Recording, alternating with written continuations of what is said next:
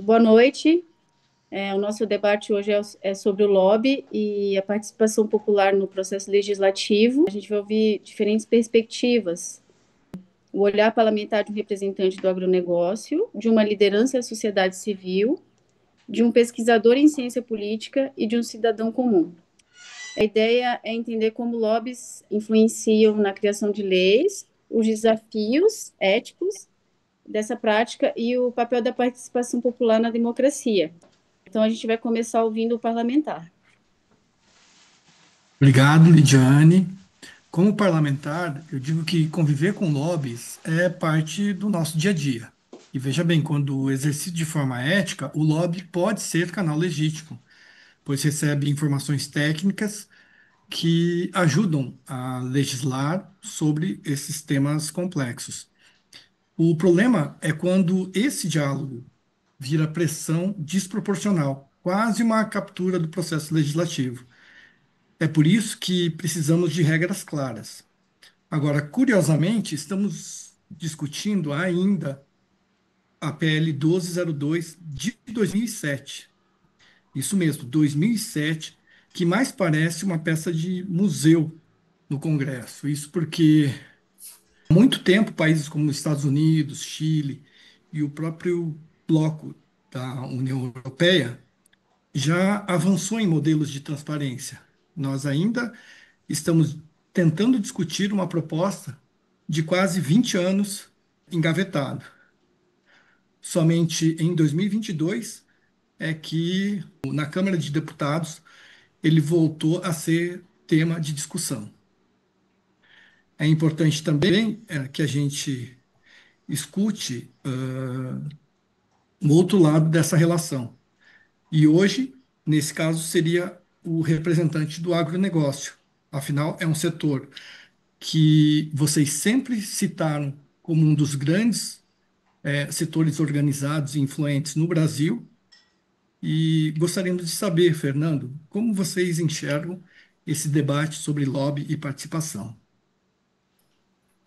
Olá, é verdade, deputado. O agronegócio tem forte presença e não negamos isso, mas nós atuamos sempre às claras, nunca às escondidas.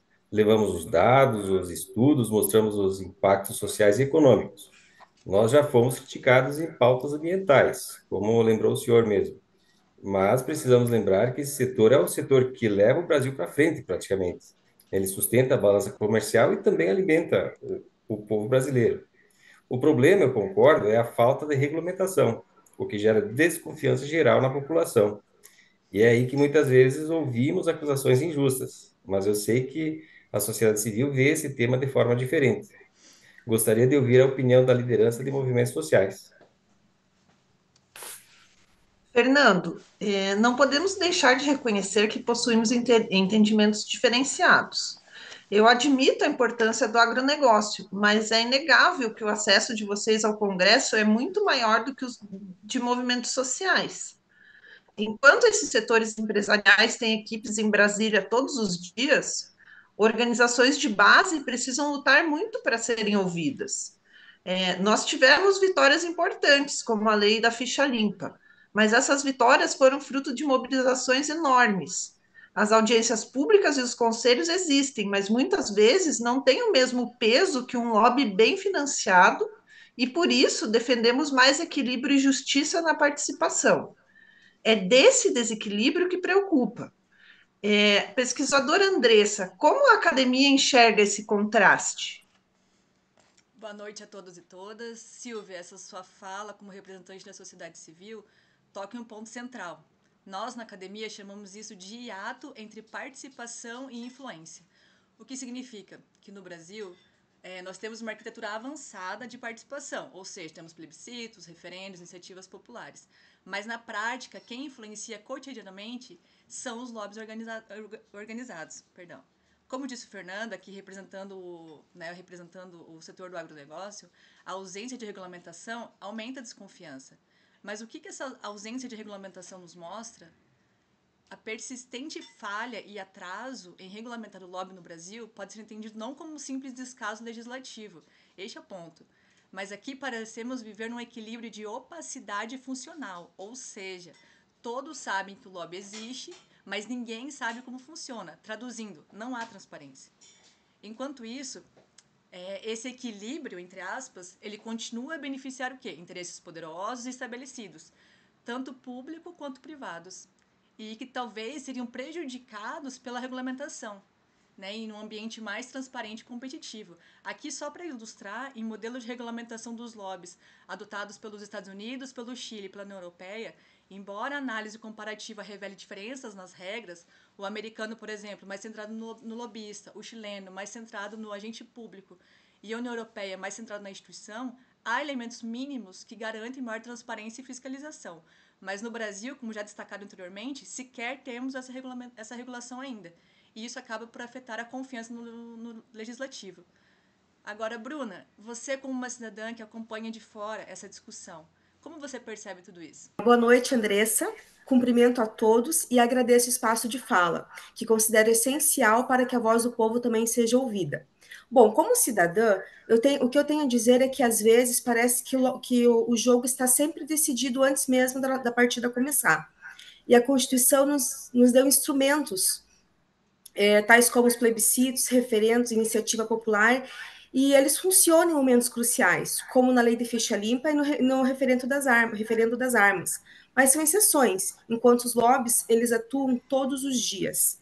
Concordo com a pesquisadora quando ela afirma que existe um abismo entre o que está no papel e a influência real. E é por isso que precisamos fortalecer a participação direta do povo, não apenas deixar o Congresso nas mãos de quem tem mais recursos. Encerro aqui a minha fala e entrego a palavra a Lidiane. Boa noite a todos. Eu agradeço pela fala de todos. Eu achei interessante ouvir todos esses pontos de vista. E, bom, o parlamentar ele destacou que existe essa falta de regras, né, essa regulamentação aí por parte do Poder Legislativo. O agronegócio, ele defendeu seu papel, ele disse que é efetivo esse lado do lobista, né? Já a sociedade civil, ela apontou o desequilíbrio, falando que o agronegócio tem muito mais destaque, né, do que o agronegócio. O agronegócio tem muito mais destaque do que a sociedade civil, do que essas causas mais sociais, né? Embora algumas tenham algum destaque, principalmente agora com as mídias sociais. O pesquisador, ele mostrou o contraste com outros países em que esse tipo de sistema funciona, deu exemplos, né, de outros países, como o norte-americano, aí, o canadense, chileno, eu acredito. O cidadão, ele lembrou que existe a participação popular, né, assim como o pesquisador falou, né, do plebiscito, referendo e tal, mas que ela é muito rara, né, que a gente não vê ela efetivamente aplicada na regra. E é isso, né, o que vemos é que o lobby, ele tem a ideologia, né, a ideologia dela é para enriquecer realmente o processo legislativo, só que no Brasil, por falta de regulamentação, transparência, isso não acontece. Então, o desafio, de fato, é encontrar esse equilíbrio e para que a democracia seja efetivamente participativa e justa para todos. Eu agradeço, uma boa noite. Boa noite a todos. Obrigada. Boa noite. Boa noite a todos. Boa noite.